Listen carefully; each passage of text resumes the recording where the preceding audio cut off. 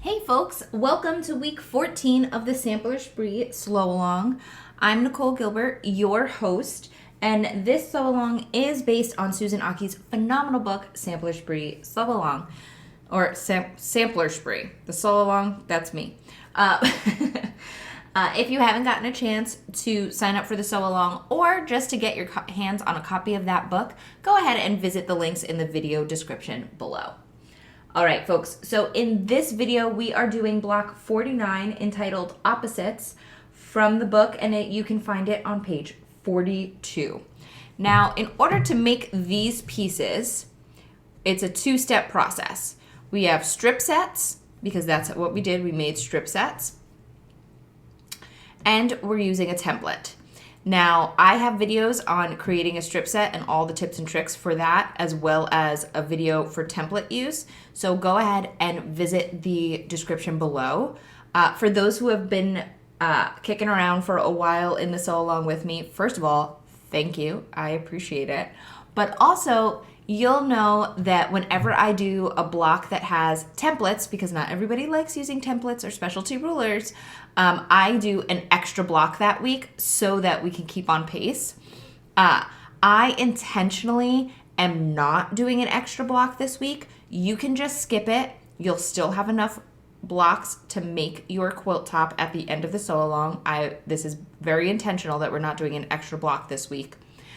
The reason for that is that this is also the week before Christmas and y'all got things to do. And the last thing you want to do is feel like you're falling behind. So I didn't want to put more work on your plate. So if you don't want to do this block because of templates, rock on with your bad self. There's other blocks to do. Okay. So strip sets and templates. And one thing I wanted to note that if you didn't want to use a paper template,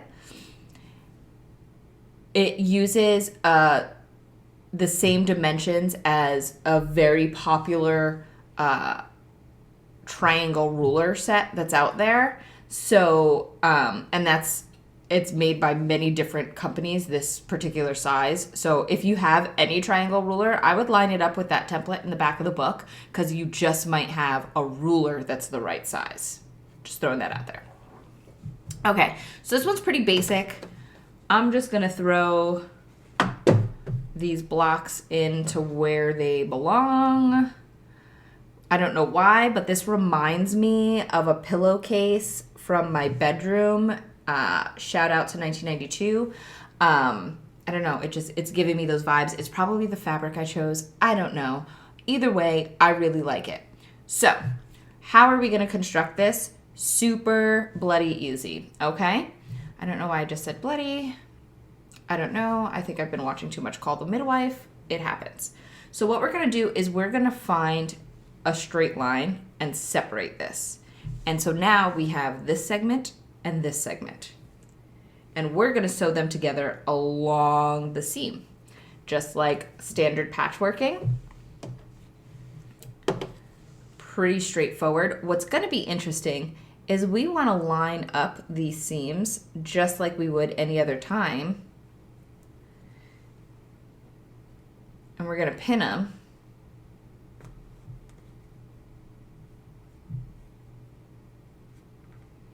But since we're sewing along this seam, our pin's going to be kind of at a diagonal. So that's just something to kind of keep in mind. You're not going crazy. That's how it lays out. And we'll do it again over here.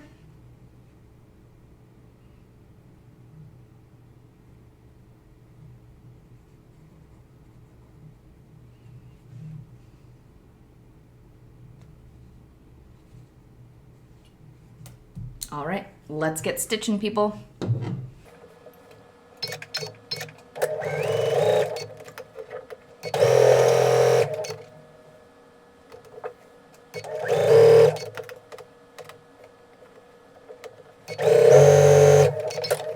And we're back.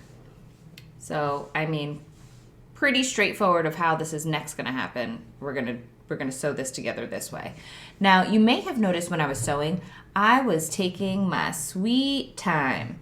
That's going to happen, or I choose to do that anytime I'm dealing with any sort of triangles or bias edges. Twofold. One, when a tip of the triangle is going across where, my needle enters my machine, that hole, that's always a danger zone. I know many of you have experienced that dreaded fate when the tip of your triangle goes down into that hole and then it creates a whole mess and you got to clip it all out and all that stuff. Slowing down helps significantly with that. Also, we don't want to be pushing and pulling too much on these pieces because with those bias edges, it's going to distort the triangles. So it's for two different reasons why we want to just slow down and be a little bit more gentle with our stitches. All right, so now we're just gonna go ahead, we'll line these up.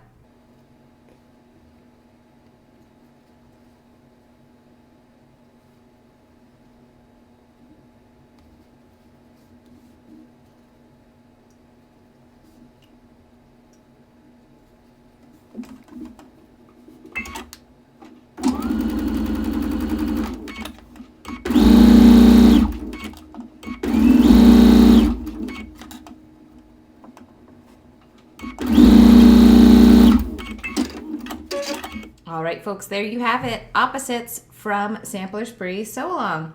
So one thing I will say, having these seams line up is really important for the impact of your block. You're gonna see this one a mile away if your seams aren't on point, okay? Like if they're not like matching up well, and when I say well, they don't have to be perfect, but you're gonna notice if things are like really cattywampus in there. So pinning is winning in this block for sure.